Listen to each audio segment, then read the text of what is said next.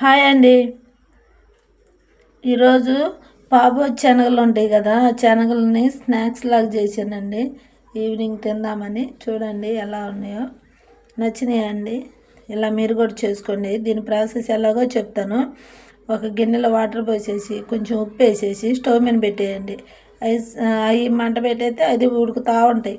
ఉడికినాక కొంచెం పట్టుకొని చూడంలోనే కొంచెం మెత్తగా ఉందనుకో, ఇక దించేసి ఈ వాటర్ లేకుండా వంచేసుకొని ఒక ప్లేట్లోకి తీసుకోండి. ఆ పాబోజ్ శనగలన్నీ తీసుకొని దాంట్లో కొంచెం ఉప్పు, కారం, పసుపు వేసేసి కలిపేసి కొద్దిసేపు నుంచి మైదా పిండి, కార్న్ఫ్లవర్ వేసి మంచిగా కలిపేయండి. కలిపేసేసి ఒక అరగంట నాననివ్వండి.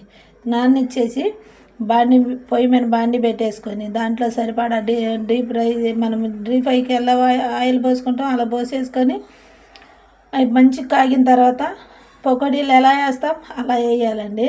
వేసిన తర్వాత మంచిగా ఇలా దోరగా వేగిన తర్వాత తీసేసి కొంచెం కరివేపాకు కూడా నూనెలో వేయించుకొని ఇలా వేసుకోండి. చాలా బాగుంటుంది. ట్రై చేయండి. చాలా అంటే చాలా టేస్ట్గా ఉండిద్దండి. ఇదిగో దగ్గరగా చూపిస్తున్నాను చూడండి.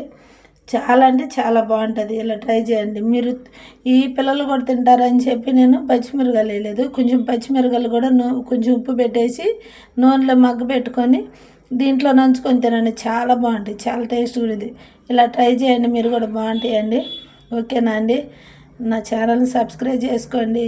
లైక్ చేయండి, షేర్ చేయండి, కామెంట్స్ పెట్టండి. ప్లీజ్ అండి, ప్లీజ్ నా ఛానల్ని సబ్స్క్రైబ్ చేసుకోరా ప్లీజ్ అండి. ఓకేనా అండి? నచ్చినాయా? బాయ్.